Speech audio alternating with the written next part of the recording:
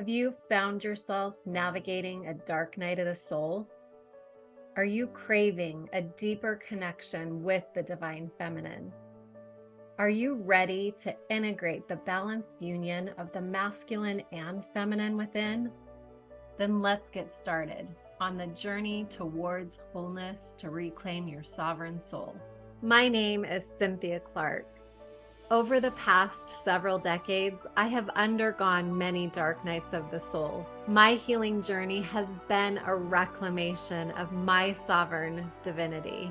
Whether you're just starting out on your self-healing journey or have been exploring techniques for many years, Discover Divinity offers an opportunity to uncover the new possibilities for discovering and reclaiming the innate wisdom within. It is time to discover the new possibilities.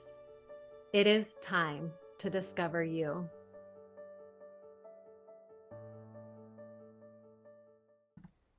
In today's episode, we are unpacking a deeply transformative topic: rejection.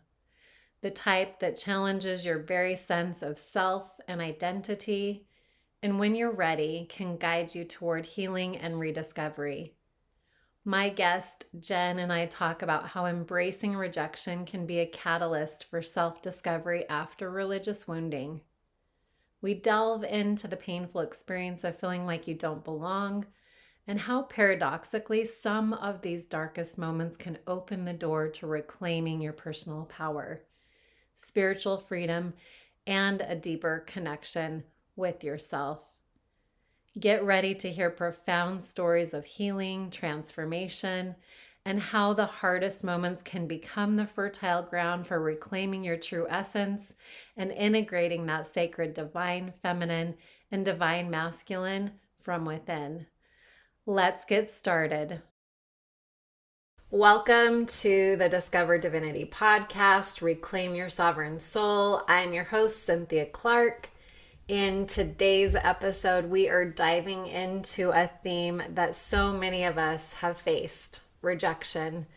But this is not just any rejection. This is the kind that shakes everything you thought you knew about yourself and your spiritual path. We are uncovering the pain of religious wounding, the feeling of being cast out or like you don't belong, and how that rejection can become a doorway to deeper self-trust, spiritual freedom, and personal empowerment. I am so excited to welcome my guest, Jenn Gilbreth, today as we share some of our personal journeys of overcoming religious rejection and finding a path to true spiritual freedom. Together, we will explore the power of breaking free from old beliefs and creating a new spiritual connection with the healing balm of the divine feminine that is authentic, empowering, and deeply aligned with your true divine essence. So I'm going to introduce Jenn. Jenn is a modern day nomad living full-time in an RV with her husband KG and their two adventurous doodles. As a spirit medium for over 8 years and the author of Blessed by Angels, a memoir of a medium, Jenn has made it her mission to guide others on the shamanic path to healing and soulful connection. She shares heartfelt messages from the spirit realm, helping people reconnect with their loved ones on the other side and remember their own divine magic. Whether she's deep in ceremony, splashing in sacred waters, or dancing barefoot under the stars, Jenn's heart belongs to nature and the unseen world that weaves us all together. Her life is all about following spirit, living freely, and helping others remember who they truly are.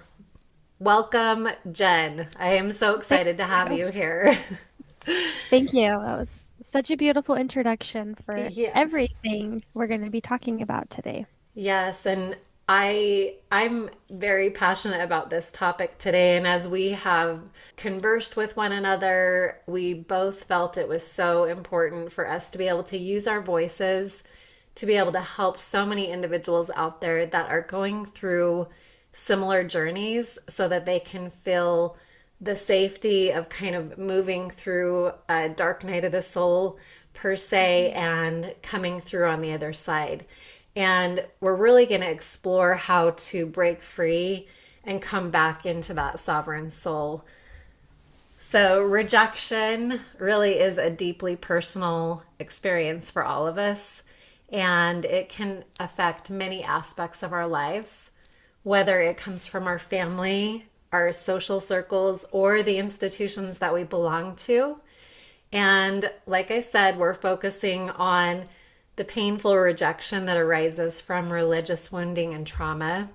This form of rejection can be super isolating, especially when it comes from family or our faith communities. And it challenges not only our belief systems, but also the relationships that are meant to support us, and can leave us feeling disconnected, uncertain of our worth, and questioning our place in the world and our connection to something greater. And Jenn, I would love for you to start us out by sharing your personal journey with religious rejection. And maybe you can start to dive in as we share together the first time that you experienced it and how it started to shape your sense of self, and your Absolutely. connection to the divine. Absolutely. So, and I think it's also really good to preface that regardless of what someone is experiencing, regardless of their faith, we all will go through challenging times.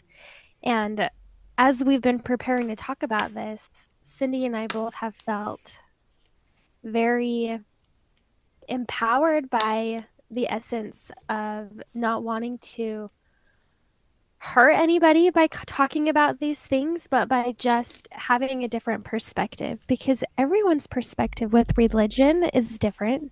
Some people haven't had any wounds, while others are navigating really deep waters of this. And maybe there's pieces of religion or of community that maybe doesn't resonate with you any longer. And I find that we're here to just offer a space of understanding versus make wrong. And to us, I feel like that's such an empowering part of what we're going to be here to talk about. And my journey really began when I was a little girl. I felt deeply connected to the spirit realm. And having this connection has innately been part of my journey since I was little. And as I grew up and I grew older, I had more experiences with grandparents visiting, or some of my good friends, their loved ones, their parents who had passed, or grandparents really come into my space. And I ended up serving time in Tennessee. It was 18 months on a service mission. And it was really during that time that I dived deep into spiritual gifts. And in fact, I fine tuned my channeling ability, meaning my connection to spirit, to bring forth the messages that wanted to come into play. And it's such an interesting time because really during that time, I was learning a lot more about how to use my own spiritual gifts. And as I came home, I went to school. I was going to school in Idaho, and I was working at a dental office as a dental assistant. And while I was at school and working, I just felt like something wasn't right. I just knew that this wasn't the path that I was supposed to be taking. And even though it could provide security, it wasn't what my soul was really being called to. So, as I would sit down to write papers for my college classes, I started journaling, or I started blogging my experiences as a child about feeling connected to the ancestral realm, what I was learning about our ancestors, about the messages that they wanted to deliver with us. And every time I sat down to write a paper, I wrote a blog instead. And it was like I couldn't not do it. So I started posting about that, which is very a sensitive topic, especially in such a sheltered community, you could say, Mm-hmm. of spirituality, spiritual gifts, of like Mm-hmm. you can't go there, you can't do that. And it came to the point where I was writing my blog and I had, just feeling so much more like myself. I was having meetings with people. They were reading my blog and were like, "Hey, I would love to work with you." And so I was like, "Sure, let's practice. I would love to just practice with you to get a feel for it, really fine-tuning my own abilities." And during that time on the weekends, I would have sessions, and on the weekday I would work. And I ended up like not going to school, like failing or flunking out of my Mm-hmm. classes really, because every time I went there, it was like my soul knew that that wasn't where I was supposed to be. And every time I met with someone and connected to their loved ones, it was like my soul lit on fire in a way that I didn't think was possible.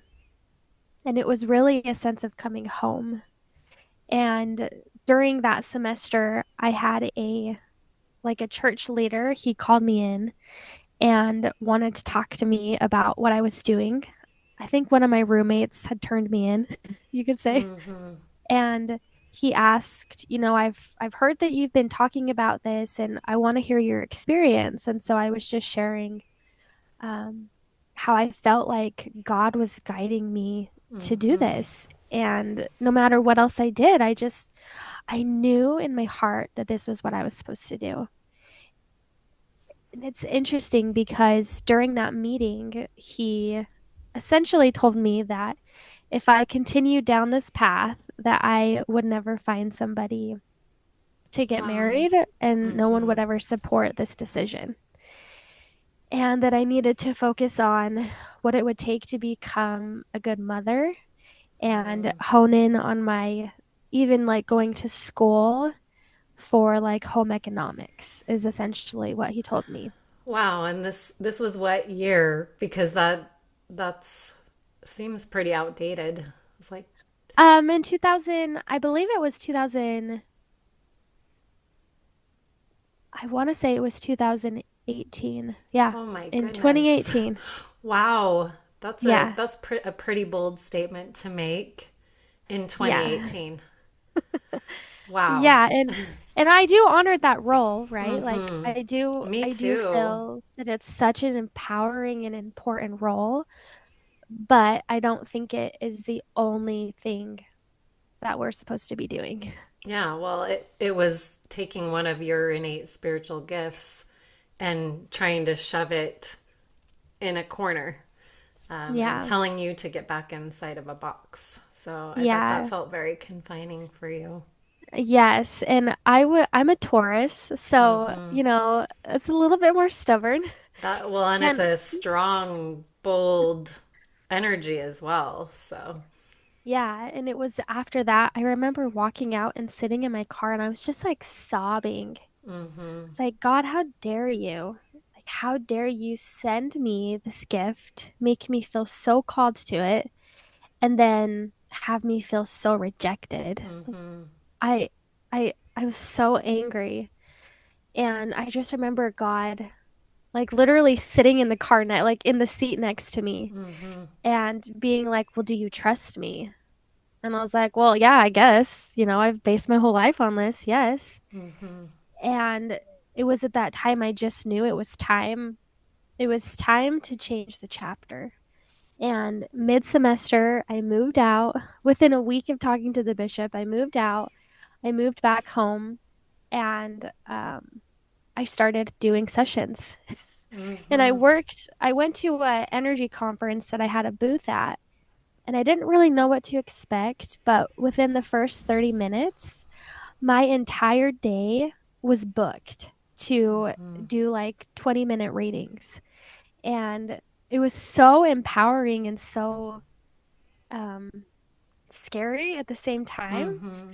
But it was like I had to have that experience to shift my whole dynamic because I was like, I'm not going to be told by someone who literally doesn't even know my name, who's never spoken to me once, Mm-hmm. besides today, to tell me that God is saying that I can't do this. Right. And it was like I stuck my heels in and was like, I am going to have this office space. I moved home, spent all of my savings to buy furniture, to set up a space. Luckily, my parents are always so supportive. I'm so grateful for that. That it was like in their basement, I set everything up, and they were like, "If this is what you feel called to, we want to support you." And That's amazing. so funny because about 6 weeks later, I met my husband, and Wow. he's one of the most supportive. He's always raving about what I do. Um, but I also had to experience such a dark night of that soul Mm-hmm. to shift me into this new perspective. And it was Mm-hmm. lonely and it was hard. And I questioned myself often because, I had family members and people I cared about, saying, hey, if you're doing this, you're being deceived by the devil. And it was just really, really wounding at the Mm-hmm. same time of being very empowering. And Yeah. I think that's like the magic of these initiations Yeah. that we experience. Yeah. And I would love to dive in with that, but go ahead. Yeah, no, I love that you're using the word initiation because the dark night of the soul many times does not feel like anything positive, right? The going through such a dark experience really does push us down to that limit where it does have to. It's kind of like a seed, right? It's pushed all the way down into the earth and it's buried. And you have to go through that really dark space in order to then start to come in and receive the sun, the water, the oxygen to start to give new life and new growth to what puts us into like a womb like state of a rebirth. And because we're both sharing our stories today, I think this is probably a good bridge for me to share my Absolutely. dark night of the soul experience, and then we'll move on to the next part of where we took that rejection and have started to move into that transformation, where we've started to gain our roots and our sprouts and blooming into these beautiful expressions of our authenticity and our divine essence. So Absolutely. yeah, so with me, I share a little bit in my initial podcast of little tidbits of part of my journey. But I was very similar to you as a little girl, at least being very sensitive and very connected into that spiritual realm.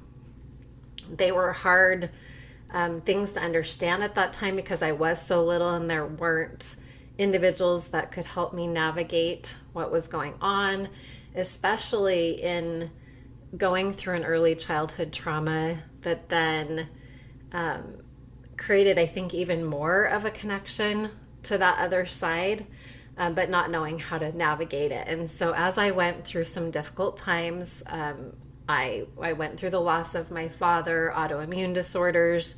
I went on this journey of really collecting my blueprint, finding all the pieces that worked for me, and part of that process was my innate connection to the divine, to God, and asking for those pieces to be brought to me because I was in such a space where I did not know if I would live or die because of where my health was at the time. And parts of those pieces that God brought me were the inspirational pieces to use energy healing and to use these beautiful gifts that were innately part of who I was to start to open up and bloom into part of the miracles that showed up in my life. And as I bloomed and as I healed and as I tapped into these ancestral lines and moved so much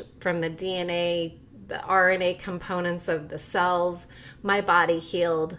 And part of one of those very critical pieces of the puzzle was energy healing.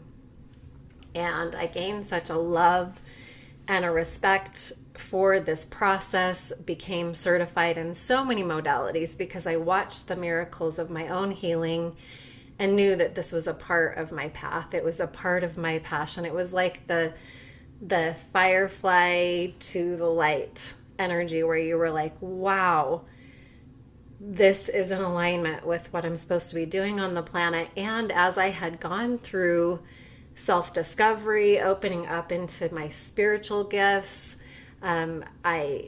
I felt so much closer to my relationship with Christ.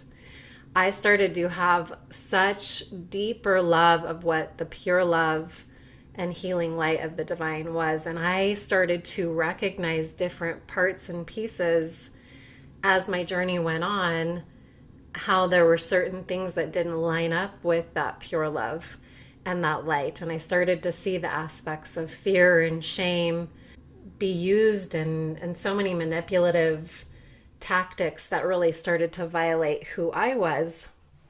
But because of who I am, I continued on, and I wanted to stay in the religion that I was in at the time and practice energy healing. It was who I was, and so many of my sessions and my spiritual gifts opened up into those ancestral realms where I was practicing mediumship. I had so many loved ones coming in from the other side, and I felt such a divine love. Like, it's indescribable, and you know what I mean, because you've felt this in the sessions that you do with your clients as well. And it is love that I cannot describe, and it's a love that I cannot deny. And so when my religion of choice came out and made a very bold statement, and in this conference they made a statement over the pulpit that was directed toward making sure that you see people who are trained, who are certified in different modalities, and really kind of like we're steering the members away from using any energy healing modalities. And at that time, I thought, well, I'm trained, I'm certified. So I still felt very good to practice in that religion and continue to have myself out there. But there was still this aspect of I started to feel different types of judgment coming from my community and people that were not open to energy healing and then also hearing from a roundabout way some of my family members that were calling me far out there because I was practicing in this space that was it was a little bit outside that box, right? It was just enough outside the box that it wasn't following the status quo. And then a couple years after that, they did come out with a statement in a handbook that very much black and white stated it. You should only seek your medical doctors and priesthood leaders. Yes, and that's the one. And at that time, so this was a couple years later, after they had been starting to come down on this movement that was happening, there were so many women, especially a few chosen men that were like, yeah, I like this and I'm going for this. But a lot of women that were getting into discovering their innate wisdom, their ability to tune in and tap into what we have innately been given to help give our bodies the signals to heal. And for me, it was so troubling because when I read that and I heard about that statement in the handbook, I thought, how are you telling me that the path that God has told me to be on is wrong?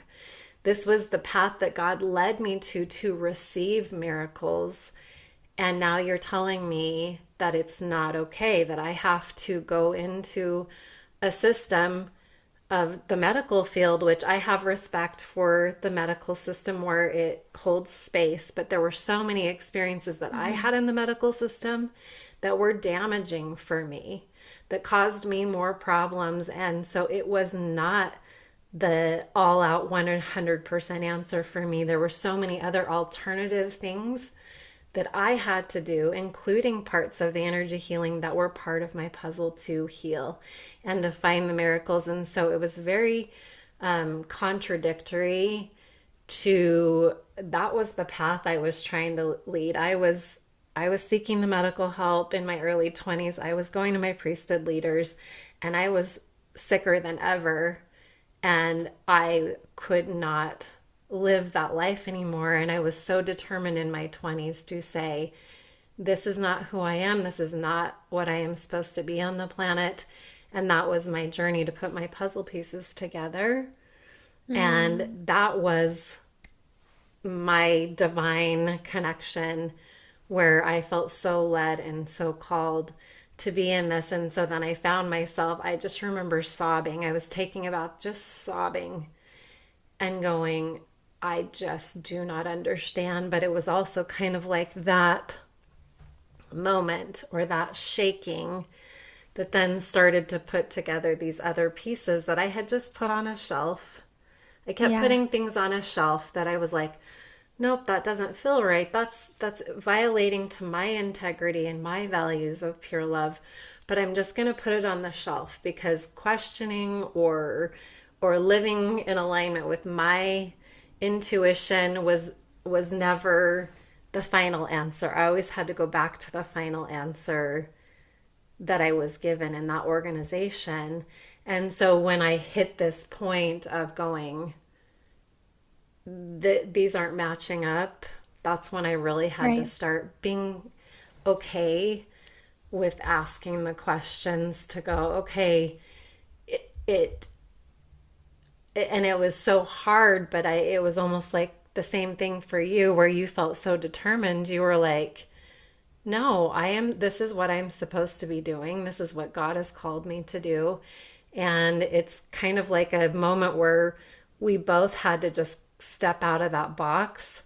And it's scary because in the box, we have all the rules, all the things that are supposedly supposed to keep you safe. And an analogy or a little metaphor that I think of is, like those little boxes of crayons that come with like 24 crayons. I feel like in that box, okay, we have like our 24 crayons and it's awesome. And we can make all these cool things with it. But then what we discovered that we had the mega pack of crayons where we're like, The big old mega pack. yes, and we have like the ones with glitter in them and like the sky blue. And it was all these parts of our spiritual gifts that were being told were not safe or acceptable. And especially because of us being born as females, we didn't have those rights or privileges in certain capacities to be safe in using our gifts. And so that for me was probably like that ultimate rejection that then caused me to go, whoa, I've got to hold space to the decision that I'm going to make. And that's evolving, right? That's an evolving process that then has kind of been another layer of self-discovery, because I believe that I've been in a continual process of self-discovery. But that's, I think, where we could probably go next is, taking that rejection and how we were able to turn that rejection into power, because it is such a hard place to be when, and I don't think that the community even realizes what they're doing, but it can be some of the darkest, loneliest times for someone who goes through religious rejection. So let's maybe get into some of the transformational pieces where we took that rejection and grew from it. Yeah, I love all that you shared and hearing your story and what you learned. I keep feeling like going back to our ancient ancestors and how they we've been taught and society teaches us now to seek outside ourselves for answers and for validation and for support. When like our ancient ancestors, it was a lot more connected to going within and finding that for yourself. And it's so funny because even having like church leaders or having outside sources be like, hey, you can't do this, you're not right, this isn't okay, it's such a lonely feeling because it's almost like we're going against what we've been programmed Mm-hmm. to believe since we were little. Think about kindergarten, right? You have to color in between the lines. You have to hold your pencil this way. And it cuts off this innate ability to trust our own intuition and to Mm-hmm. trust our own self. And I find that so many people are dialing into, more of the feminine energy. And there can be a toxic feminine as well. Mm-hmm. And that's a big Absolutely. thing that I feel like is a big part of it as well. But I just keep hearing and keep feeling this invitation from our ancestors and from the ancients, those who came long before us, who had a reverence to the earth, to what it meant to be connected to our soul blueprint or our Mm-hmm. soul's expression. And diving into spiritual gifts is kind of a messy any starting anything new is messy. It's Mm-hmm. unknown, it's uncertain. And even myself, as I stepped into that transformation, I had to give myself grace because I wasn't always right. I wasn't always on. I was learning how to use my own gifts. Mm-hmm. And there were times where I realized I'm like, oh, that didn't feel right. And then I had to recalibrate myself. And over the years, it's been that way. It's been, how am I going to trust myself? Because the more that I trust myself, the more clear my messages are, the more clear my healing is, the more empowered I feel within my own life. And really, I went through such a rocky beginning with starting my session, starting my work, um, because I kept questioning myself. I kept looking Mm-hmm. outside for validation. And it wasn't actually until I was doing videography and I was filming for a girl who does foot zoning. And at that point, I was done. I was done with the energy world. I was done with mediumship. I was done with religion. I was like, maybe I don't believe in anything because I was Mm-hmm. so wounded because Mm-hmm. of the rejection that I Yes. faced and myself trying to navigate these uncharted waters within myself and then constantly feeling this I can't trust myself. Am I crazy? Am I mentally unstable? Mm-hmm. And I remember filming for her and then she was doing a foot zoning on me. And I'm like, okay, this is an easy way to like kind of be in the holistic realm without it being like too like woo woo, Mm-hmm. is what I said to myself. And she was the most divine, beautiful. She was a little Mormon girl, and I loved it. I thought it was Mm-hmm. beautiful. Her devotion to God was so empowering for me to see that she had that. Mm-hmm. And I was telling her I was so wounded and how I just was like, I don't even want to pray anymore. I Mm-hmm. just I feel completely broken. Yeah. And she was like, well, can you do me one thing? Can you pray tonight and just ask God if there's a different modality or if there's a different path that you need to take? And I was like, sure, why not? He's probably not going to answer, but why not? Mm-hmm. And the next morning, um, my beautiful medicine woman, Candace, she posted, and I had done a reading for her when I had originally gotten started, like a year before that. Mm-hmm.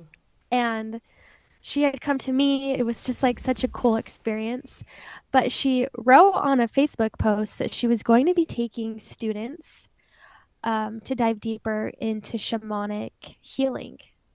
And I had literally no idea what the heck that was, but I prayed, and the next day that showed up for me. And Mm-hmm. so it was like a no brainer. I was like, okay, I'm just going to dive into this space. And then I worked with her for 18 months after that. And it was during that time that she helped me go within. And it wasn't that she gave me the answers, it wasn't that she was doing the healing for me. She was helping me find answers within my own inner landscape, like my own inner realm of my spirit. And we learned through journey work, through being able to like enter into the spirit world to find answers or to receive healing.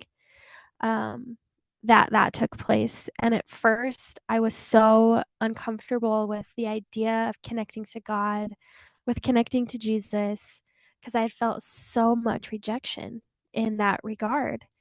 And so I worked a lot with the Divine Mother at that time. And I remember one meditation or one journey that we did where she led me to these, like in my mind, into this waterfall, like this beautiful waterfall. And I remember just like swimming in it, in my journey realm. And all of a sudden I had the Divine Mother with me in the water. And she like held me and like swam me in a circle, on my back. And she just loved me. And then we got up on the rock and we both didn't have clothing on. We weren't worried about our immodesty. It was that she just loved me unconditionally. And I remember she started braiding my hair and I was collecting flour. I was just sobbing, just like, I'm so broken and I feel so wounded and I don't know which direction I'm supposed to go. I love this realm and yet I'm so wounded. And if I work other jobs, I'm not satisfied.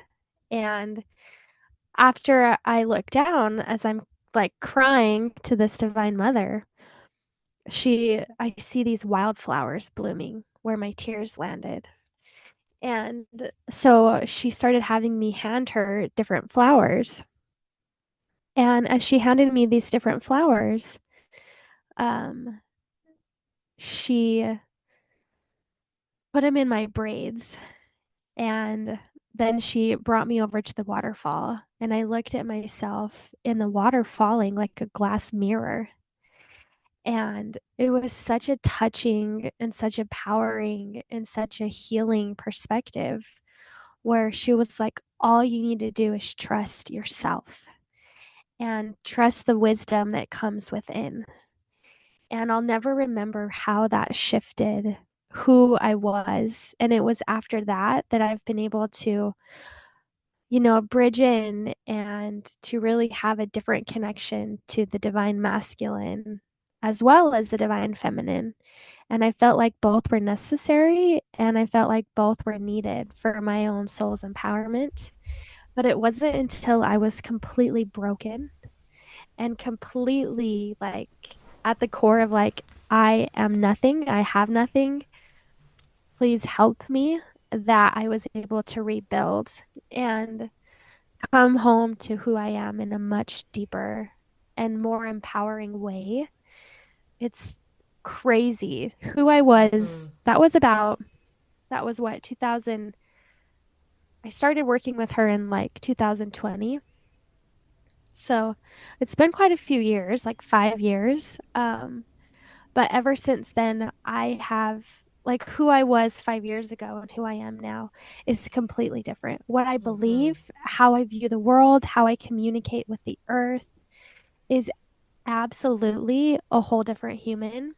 And Mm-hmm. I feel so much more empowered, so much more alive, so much more happy than I've ever felt before. Mm-hmm. But it took me going through one of the darkest nights of my life. I Mm-hmm. like to call it like the cocoon. A Mm-hmm. butterfly is in a cocoon before it sprout or before, it's a butterfly.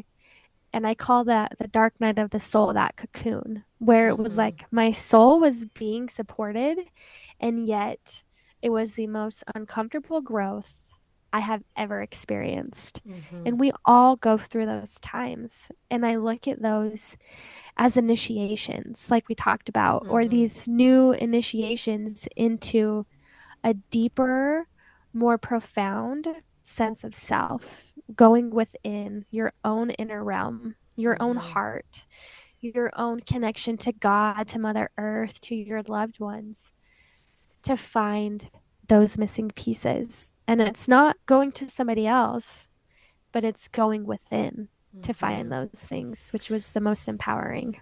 Mm, that entire journey is just so beautiful, and I have so many things that I wanted to point out because they all have pertinence, and so hopefully I'll remember all the things I wanted to say.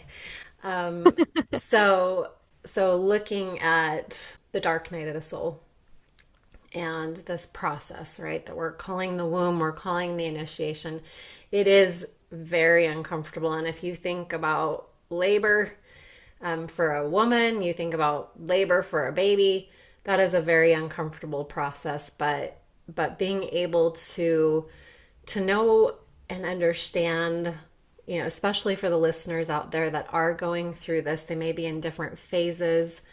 That part can bring you, when I think of maybe like a pendulum, sometimes we're like all the way over here, right? And this is kind of where we were. We were so sure about who we were, what we believed because of what we had been taught. And then we had a lot of that shaking happen. And many times what happens is that pendulum can swing you clear over on the other side and go, oh my goodness, like, who am I?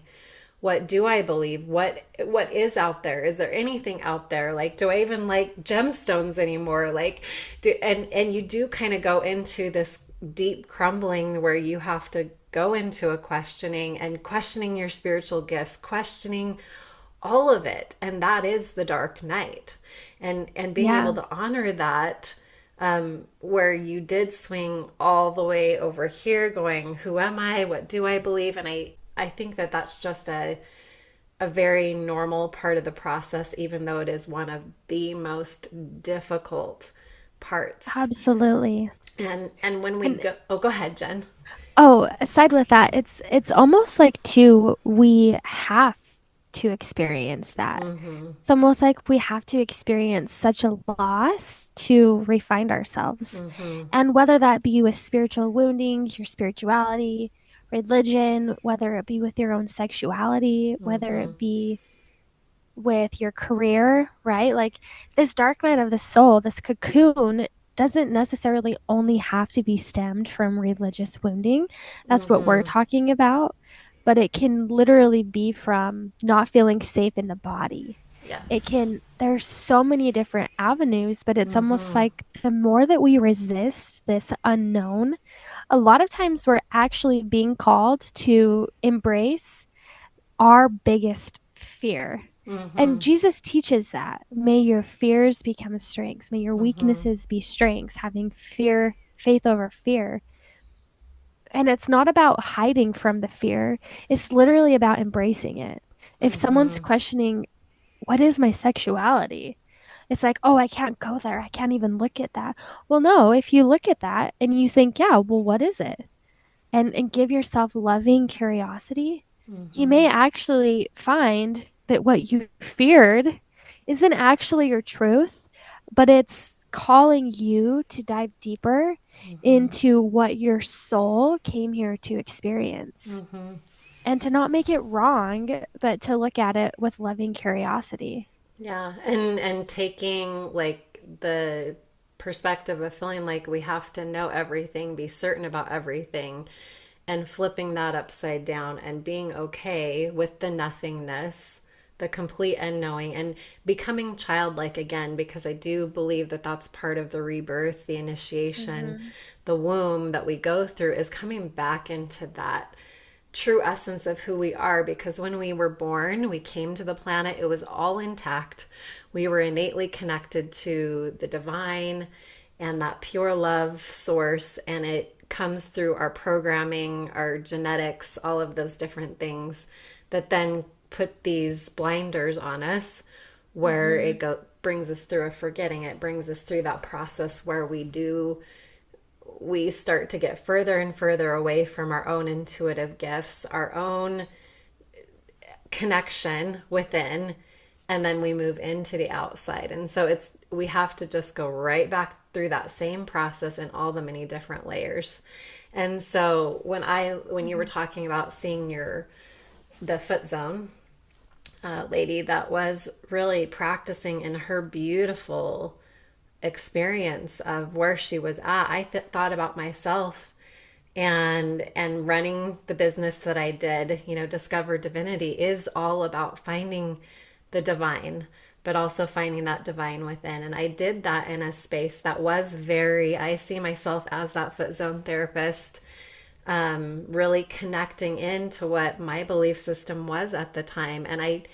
And everyone's journey is perfect wherever they are at. And I can look at that experience too of where I was at that time. And those were parts and pieces that were helping me to know different things about my spirituality and to teach me things that I needed to know to then go into a different stage of awareness of trying to peel that back for myself. And as I practicing very devout in my religion, using my spiritual gifts, being in the energy healing world, that's when I did have a lot more, like I said, open up in that relationship that I did have with Christ, the pure love of Christ, this very pure, unadulterated knowledge. And then that's when, as I connected into that source, it's almost as if there was a door opened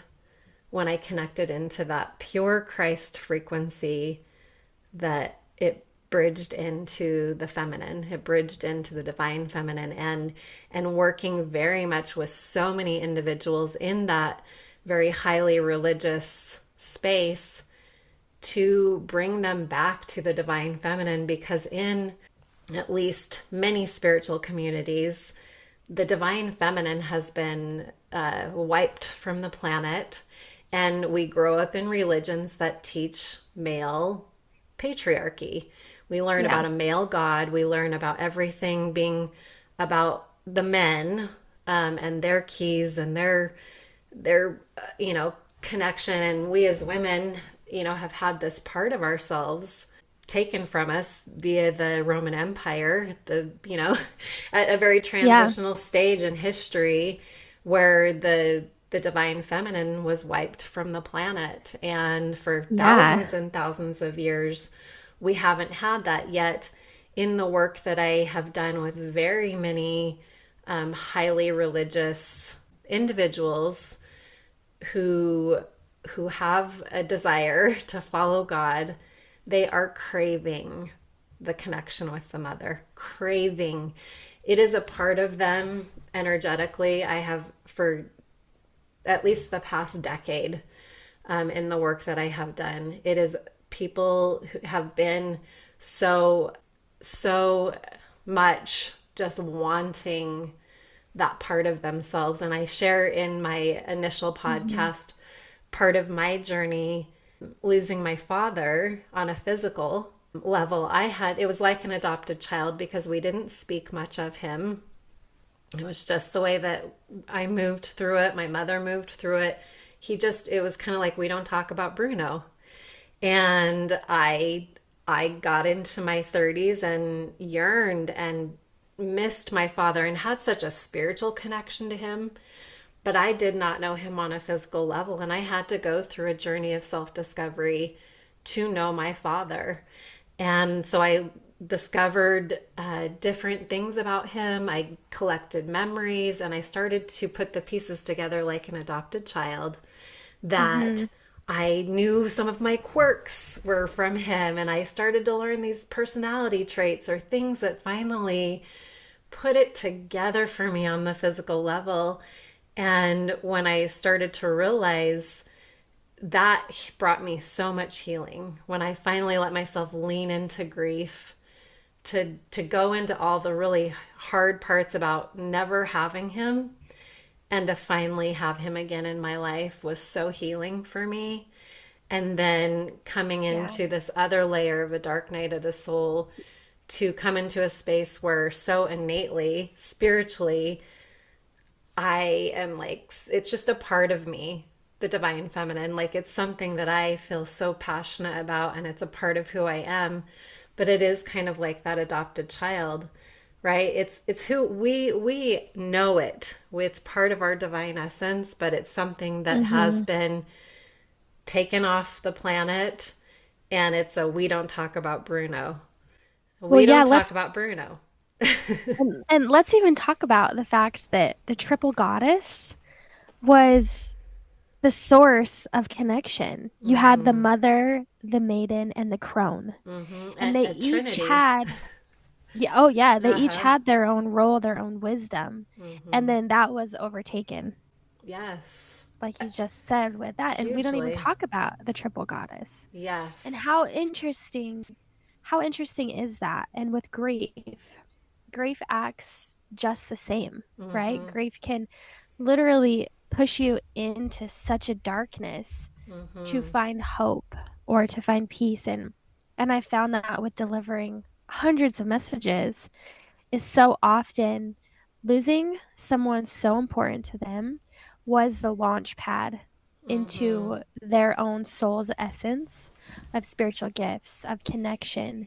And it's not really until they embrace that for most people Mm-hmm. that they find wholeness or they find themselves okay with the passing of their loved ones. Mm-hmm. And it's almost like sometimes they're forced into that position to discover more about themselves. Yes. I can't say it enough because I've lived it personally, and it really Yeah. was for me like reintegrating and coming back home into my innate knowing, all of the spiritual experiences I have had with the divine feminine, very similar, different things, but very beautiful experiences with the divine feminine personally, and then so many experiences with the divine feminine that has come through for my clients, that coming back into that part of ourselves is so healing. But it's almost as if we had to go through that part of ourselves that was another form of rejection, right? It was like, nope, we don't talk about Bruno. And it's like, we don't talk about dot dot dot, right? And once I finally have found that part of me again, and I've helped so many individuals reintegrate that part of themselves, it is a coming home. It's another way. And even though when I was very highly religious, in that format, doing the best that I could, it came to a point then through that rejection again of saying, well, we don't talk about the Divine Mother, right? We know she's there, but we don't do anything else. You don't pray to her. You don't, like, there's nothing. And I thought, my goodness, like, I know so much about her, and this is something that I cannot stay quiet on. And that's how I felt with my father. I had remained quiet for decades, and it got to the point that it was shutting my body down. That's where autoimmune disorders were showing up. And I finally had to show up for my little inner child and say, I'm here for you. Like, I'm never going to leave you, and I will bring you home to this part of yourself. And going through that, and then coming through this other layer, or something that was so precious to me, was the things that I've been taught growing up, and to come into this space of going, there are these parts and pieces that don't line up, and all the energies of, we don't talk about Bruno, we don't go there. Nope, you can't use your spiritual gifts, this, you have to stay in this box, right? When I had all of these other crayons where I was going, there's a beautiful gold, and there's a baby blue, and there's a cotton candy pink. For me, I could not remain quiet any longer, and there was a part of me that knew that I had to bring this information and this sacred, beautiful energy that is so healing and so wonderful. And it's just been another part that I had to show up for myself and connect into that, and a coming home, right? It's just been another part of coming home. Was it an easy process going through it? No. We talk about how painful that is and how difficult, but when you can finally come through that process, it's kind of like a a diamond almost, how it goes through such a dark process to finally come into the space where you see the diamond. It's been a transformational awareness for me to then go, no, this is who you are. This is who you're supposed to be on the planet. And it's scary because we're afraid of being rejected. We're afraid of being rejected by all of the ones that are sitting inside the box going, no, you're only supposed to color with the 24 crayons. Like, that's not okay to use gold, and that's not okay to use the silver. And it's a very scary thing because you love those people, and you respect those traditions, all the really good traditions that you were taught. And so it's a happy medium of trying to go, okay, once you've had rejection or you've had trauma, it's a very difficult piece to try to sift through that and go, okay, there's all of these toxic things that aren't in alignment with me, but also taking maybe some of the jewels and some of those precious things of that 24 crayon palette and saying, oh, these are important to me, right? But it's coming back into that space of curiosity that we've talked about, being almost in a childlike space of going, let me sit with it. What feels right to me? And we have not been taught to learn to navigate the world this way. Everything's been put together in a nice little box to say you follow all of these, and if you follow all of these will keep you safe. But what's happening now is we go through this new process of saying, okay, let me lean in, let me tap into this higher heart, this inner wisdom. And when you are quiet and you sit with the divine feminine, that reflective, still energy, you will be taught in so many wonderful facets. And I know for the both of us, we've had so many beautiful, sacred experiences that this is why we do feel so passionate about speaking up. It's kind of like those moments in each of our lives where we were like, no, this is so in alignment with who I am. I'm gonna have to risk the rejection and the judgment that comes with it. Absolutely. I love that. And I think going on with that is for those who may find themselves wrestling with their own cocoon, with their own, do I want to grow into a new box of crayons, right? Is that this is a message that has come across time and time again, is that when a soul crosses over and they reflect upon their own life, nobody is there to tell you how your life was supposed to be or the decisions you were supposed to make. The only person that is going to be there to accept the fullness of what this life was is you. And if you, at the end of the day, we think, oh, I have everybody, I love everybody, all of these people are my people. But when a soul transitions into the spirit world, they have to do it alone. They may have greeted loved ones there to meet them on the other side, absolutely. But the initial transition is very individual. It's very personal. And reflecting upon life is the same way. Did you live the life that you feel proud to have said, I am so glad that I made those decisions?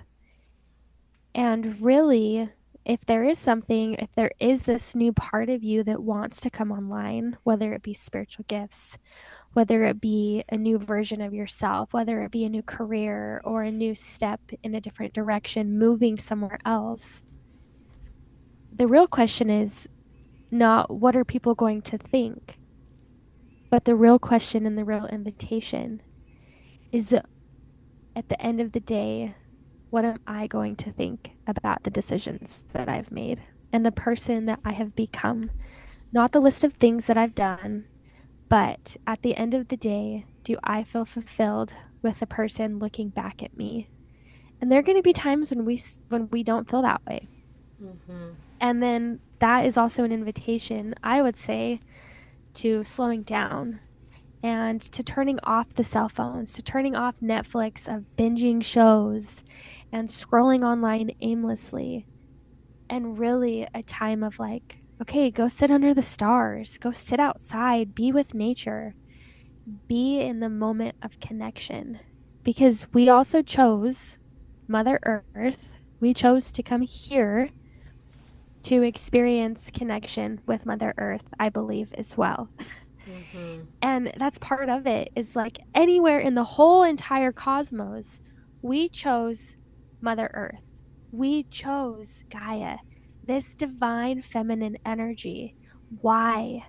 And when we feel so disconnected, well, how we find ourselves again is going back to the Divine Mother, to Mama Gaia, who's here to hold us, to remind us why we're here. But if we're constantly looking outside ourselves, trying to have the best, the biggest, the most expensive, is that something that's actually satisfying and soulfully fulfilling? Or is there a missing? And yes, we're going to go through ups and downs and we're all going to have these moments. But the more that we can stop looking outside ourselves and sit within, experience the power of laying in the grass, of going for a hike, of sitting underneath the stars, watching the sunset and the sunrise. That right there can be way more expansive than trying to watch movies to try to help you heal. It's like, Mm-hmm. no, sometimes we need to cut the clutter. We need to stop outside and recenter to go within. And when Mm-hmm. we go within, we're going back into that womb. We're going back into that divine wisdom of why our heart is beating, why we are here. And it's Mm-hmm. actually really exciting. Oh, I It's love freaking that. powerful. It is. And what I love about that too is that we're not only integrating that divine feminine that's kind of like this source that goes into the universe, we are taking that and it's kind of like a beautiful, it reminds me of like a tree, just connecting both of those fields. And when we can stay grounded, we can stay in our bodies, present, we're also able to plug in and connect into that divine feminine from above. And I see that as a beautiful bridge, a beautiful connective energy to then connect back into our soul.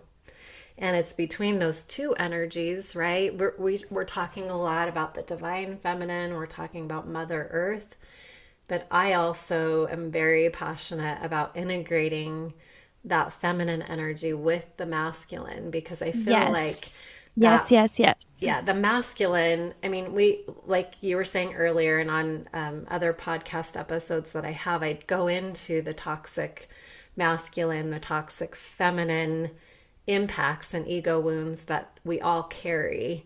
And so being able to connect back into this beautiful Mother Gaia Earth, the divine feminine, we now start to create a new dance with the divine masculine and those parts and pieces of the masculine energy that we can also heal, because being in very toxic patriarchal structures where we've been taught a very fear-based, shame-based culture, we also have a lot of wounds that we have to clean up, that a lot of people do carry. When you were talking earlier about kind of swinging on that pendulum and going, oh my goodness, like, who am I? What do I believe? Do I even believe in my spiritual gifts? All of those questions, right? And where I've gone through very similar things, we have to pick up those wounds of where we have been wounded by even the term God, and some of those painful things that come from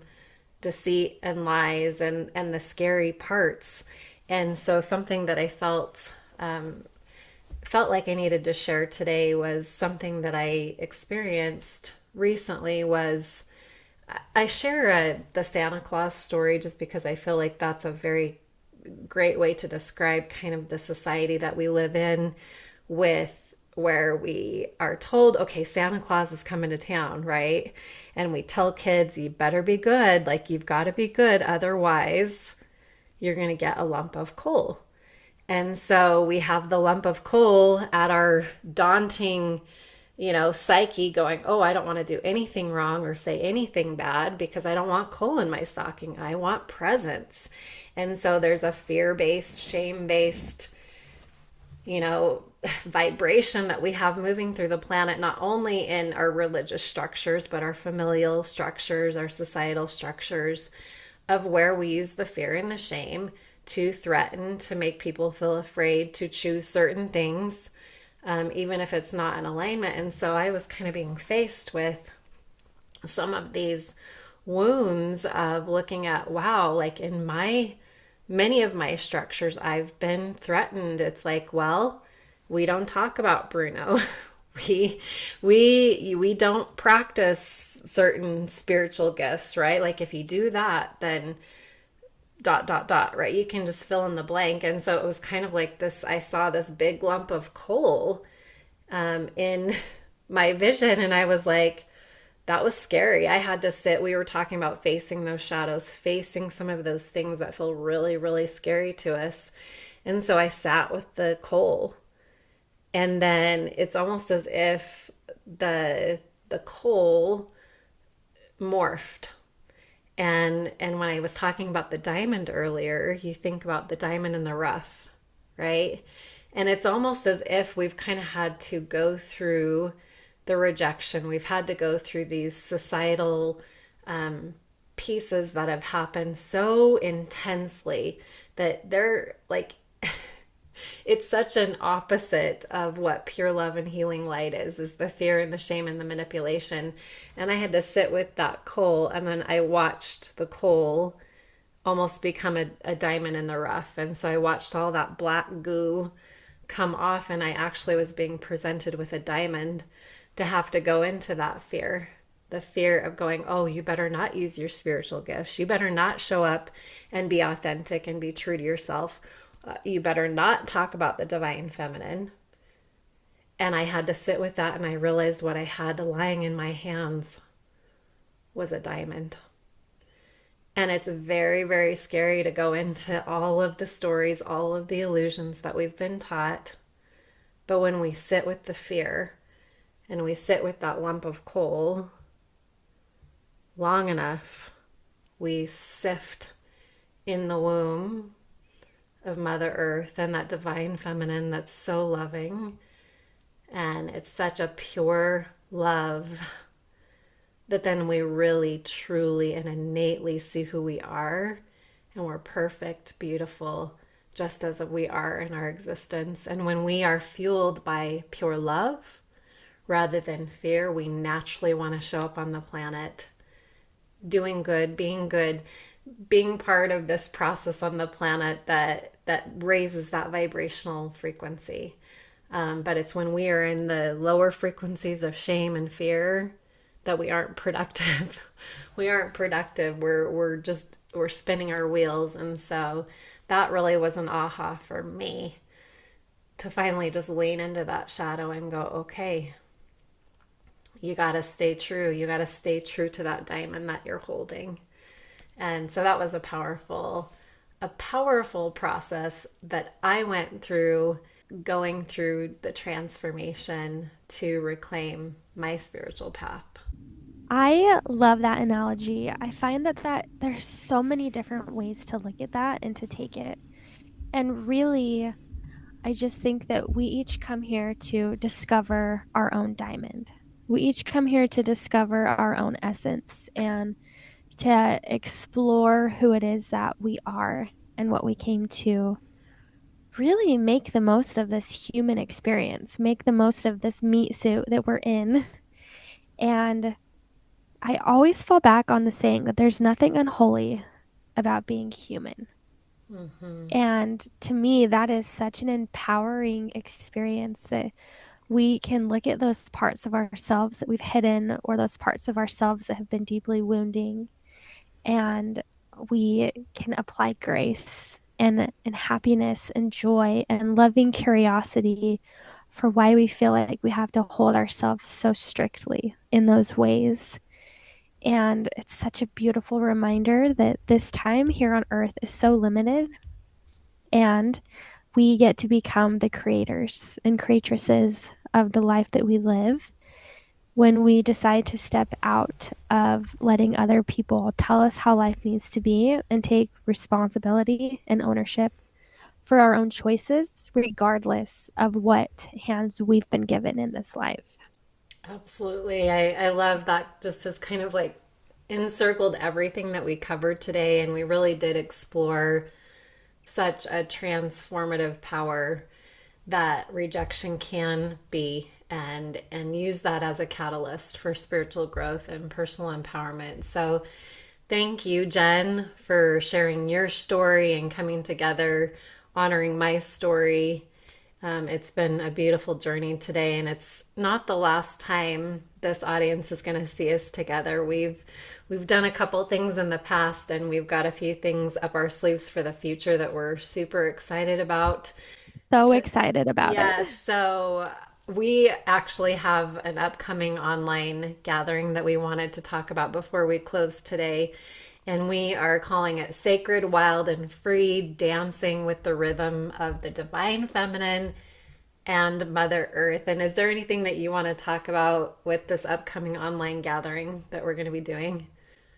Yeah, I just feel like it's going to be a really beautiful space a safe space to discover more about your own innate connection to the divine in a way that's empowering and free, but also wild. That it gives us the space to not have to confine ourselves to find ourselves. Yes, and through that process, we're going to use how the cycles of Mother Earth mirror our life stages. So we're really going to dive into these aspects of spring, summer, fall, winter, and use a grounding exercise and a meditation, as well as some journaling processes that we're going to bring Yeah. you through to connect you in to that deep wisdom of the earth and the divine feminine. And so I will make sure to Yeah. include the way that you can join that. It is a free online gathering. We'll Mhm. also be posting that in the podcast. So look for that in future episodes, because that will be there for you to listen to. But I am Absolutely. super honored that we get to walk this journey together. It's such a sacred gift when you find like-minded souls that are walking in this beautiful integration during this Aquarian age, as we're really bringing in that honor and that reverence for the divine feminine, Mother Earth, but also those sacred energies that lie within.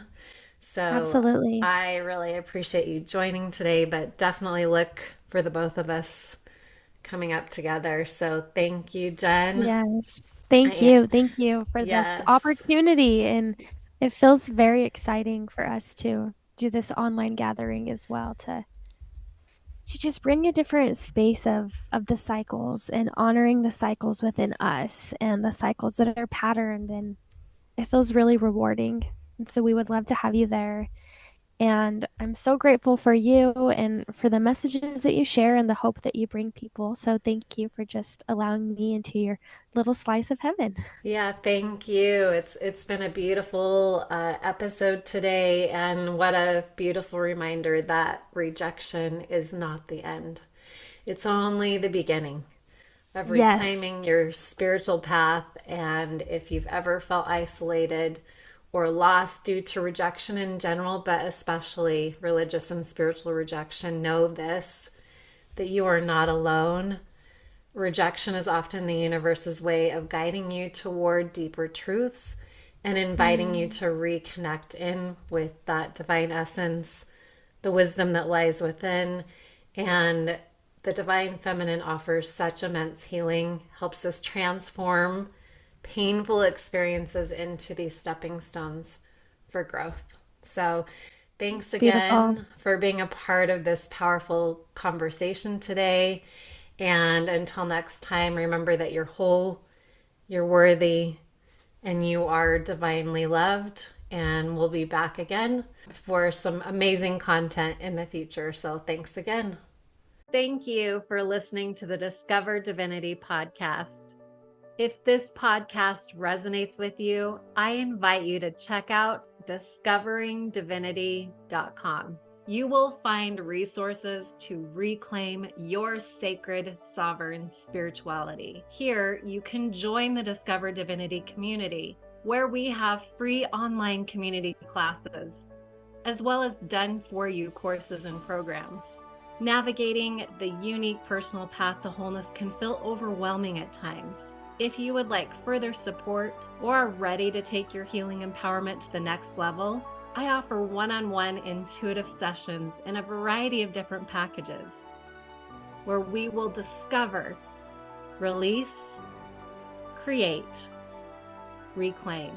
Discover your innate wisdom that lies within.